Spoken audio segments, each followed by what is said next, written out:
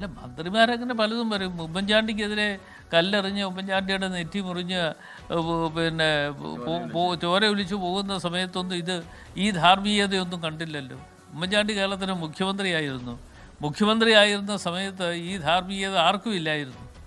ഇപ്പോഴാണ് പുതിയ ധാർമ്മികത കണ്ടെത്തി ഈ തെരഞ്ഞെടുപ്പ് വരുന്നു എന്ന് കണ്ടുകൊണ്ടാണ് ധാർമ്മികത കൂടുന്നത്. അത് CPMൻ്റെ സ്വാഭാവികമായിട്ടുള്ള ഒരു പ്രതികരണമാണ്. പ്രതിപക്ഷ നേതാവിനെതിരെയാണ് ആയുധം ഉയർത്തുന്നത്. പ്രതിപക്ഷ നേതാവ് മനഃപൂർവ്വം ഇത്തരത്തിലുള്ള തോന്നിയാസത്തിന് വേണ്ടി ആളെ പറഞ്ഞു വിട്ടതാണെന്നുള്ളതാണ് വിമർശനം. പ്രതിപക്ഷ നേതാവിനെ സംബന്ധിച്ചിടത്തോളം അദ്ദേഹത്തിന് ഇത്തരം കാര്യങ്ങൾ ചെയ്യാനോ ചെയ്യിക്കാനോ ഉള്ള ജോലിയല്ല അദ്ദേഹത്തിനുള്ളത്. അദ്ദേഹം ഇന്ന് കേരളത്തിലുടനീളം ജനങ്ങളുടെ മനസ്സ് കണ്ടറിഞ്ഞുകൊണ്ട് ഈ കേരളത്തിൽ നടത്തിക്കൊണ്ടിരിക്കുന്ന ഭരണത്തിൻ്റെ ഭീകരതകൾ ജനങ്ങളെ അറിയിച്ചുകൊണ്ട് മുമ്പോട്ട് പോകുന്ന ഒരു അവസ്ഥയാണ് ഇപ്പോൾ ഉള്ളത്.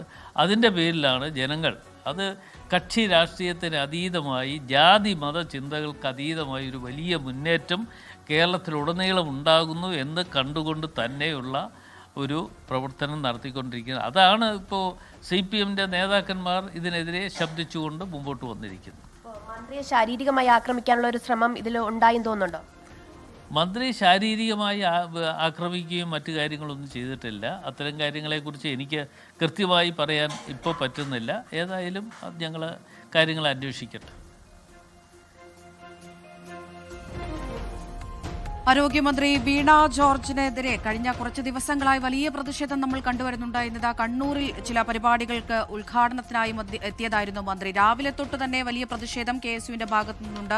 മന്ത്രി പോകുന്ന ഇടങ്ങളിലെല്ലാം കരിങ്കൊടി കാട്ടിയും മറ്റും പ്രതിഷേധിക്കുകയുണ്ടായി. എന്നാൽ ഏറ്റവും ഒടുവിൽ തിരുവനന്തപുരത്തേക്ക് തിരിച്ചു വരാനായി മന്ത്രി കണ്ണൂർ റെയിൽവേ സ്റ്റേഷനിൽ എത്തിയപ്പോഴാണ് KSU പ്രവർത്തകരുടെ മറ്റൊരു പ്രതിഷേധം കൂടി ഉണ്ടായത്. കരിങ്കൊടി കാട്ടി പ്രതിഷേധിക്കുകയായിരുന്നു. എന്നാൽ പ്രവർത്തകർ മന്ത്രിയുടെ അടുത്തേക്ക് ഓടിയടുക്കുകയായിരുന്നു എന്നാണ് മനസ്സിലാക്കാൻ നമുക്ക് കഴിയുന്നത്. അതിനുശേഷമാണ് മന്ത്രിക്ക് ഇങ്ങനെ ദേഹാസ്വാസ്ഥ്യവും കടുത്ത വേദനയും ഉൾപ്പെടെ അനുഭവപ്പെടുന്നത്. ഇപ്പോൾ ജില്ലാ ആശുപത്രിയിലേക്ക് മന്ത്രിയെ മാറ്റിയിട്ടുണ്ട്.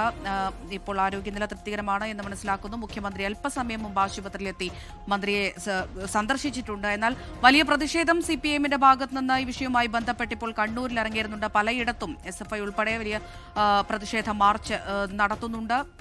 അജീഷ് ജയകുമാർ വിവരങ്ങൾ നൽകാനായി തുടരുന്നുണ്ട്. അജീഷ, KSU ഇപ്പോഴും പറയുന്നത് അങ്ങനെ ആക്രമിക്കുക എന്നുള്ളൊരു കാര്യം KSUവിന്റെ ഭാഗത്തു നിന്നുണ്ടായിട്ടില്ല.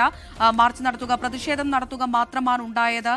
അതുപോലെ തന്നെ P മുഹമ്മദ് ഷമ്മാസിന്റെ ഫേസ്ബുക്ക് പോസ്റ്റൊക്കെ നമ്മൾ കണ്ടു. വലിയൊരു നടിയാണ് മന്ത്രി എന്നൊക്കെ പറഞ്ഞുകൊണ്ടുള്ള ഒരു പ്രതികരണങ്ങളാണ് KSUവിന്റെയും നേതൃത്വത്തിന്റെയും ഒക്കെ ഭാഗത്ത് നിന്ന് വരുന്നത്. പക്ഷേ അങ്ങനെയൊക്കെ പറയുമ്പോഴും ഇത്തരത്തിൽ വലിയൊരു സുരക്ഷയ്ക്കിടയിലും മന്ത്രിക്ക് ഇങ്ങനെയൊക്കെ സംഭവിക്കണമെങ്കിൽ അവിടെ വലിയൊരു സുരക്ഷാ വീഴ്ച കൂടി സംഭവിച്ചിട്ടില്ലേ അജീഷ്?